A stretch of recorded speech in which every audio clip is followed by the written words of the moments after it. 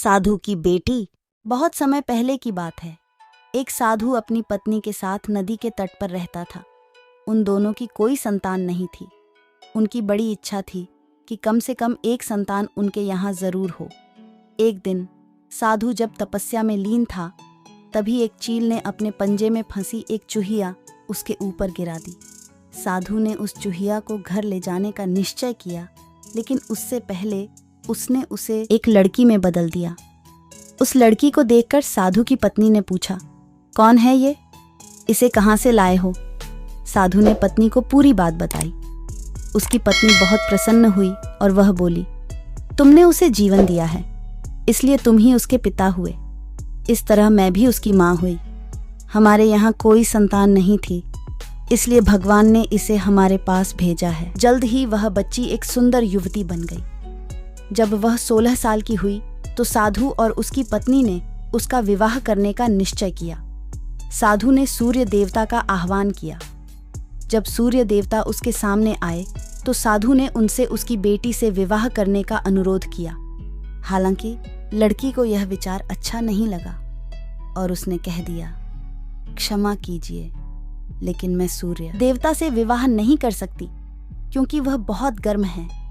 निराश साधु ने सूर्य देवता से कहा कि अब वे ही उसकी लड़की के लिए कोई सुयोग्य वर सुझाएं। सूर्य देवता ने कहा, बादलों के देवता से आपकी लड़की की जोड़ी सही बैठेगी क्योंकि वे ही धूप की गर्मी से उसकी रक्षा कर सकते हैं। साधु ने अब बादल देवता से उसकी लड़की से विवाह करने का अनुरोध किया। इस बार भी लड़की ने विवाह से इनकार कर दिया और बोली, मैं इस काले व्यक्ति से विवाह नहीं करूंगी। इसके अलावा बादलों की गरज से मुझे डर भी लगता है। साधु फिर से उदास हो गया और उसने बादल देवता से अनुरोध किया कि वे ही कोई सुयोग्य वर सुझाए।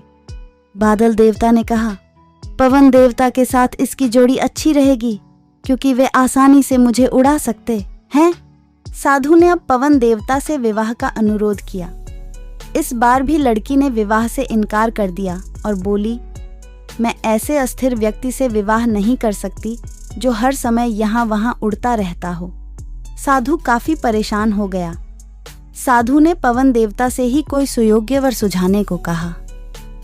पवन देव ने जवाब दिया, पर्वतों के राजा बहुत मजबूत और स्थिर हैं। वे बहती हुई हवा को भी आसानी से रोक सकते हैं। उनसे आपकी लड़की की जोड़ी सही बैठेगी। साधु अब पर्वतराज के पास गया और उससे उसकी लड़की के साथ विवाह करने का अनुरोध किया। हालांकि इस बार भी लड़की ने विवाह करने से इनकार कर दिया और कहा, मैं ऐसे किसी व्यक्ति से विवाह नहीं कर सकती जो इतना कठोर और ठंडा हो। लड़की ने साधु से किसी नर्म वर को खोजने को कहा। साधु ने पर्वतराज से सलाह मांगी। पर्वतराज ने जवाब दिया, किसी चूहे के साथ ही आपकी लड़की की जोड़ी अच्छी रहेगी क्योंकि वह नर्म भी है और आसानी से किसी पर्वत में भी बिल बना सकता है। इस बार लड़की को वर पसंद आ गया। साधु काफी हैरान हुआ और बोला, भाग्य का खेल कितना निराला है। तुम मेरे पास एक चूहिया के रूप में आई थी और मैंने ही तुम्हें लड़की का रूप दिया था। चूहिया के रूप में जन्म लेने के कारण तुम्हारे भाग्य में चूहे से ही विवाह करना लिखा था और वही हुआ। भाग्य में जो लिखा था वही हुआ। साधु ने फिर से प्रार्थना शुरू कर दी और लड़की को दोबारा चूहिया बना दिया। कहानी समाप्त।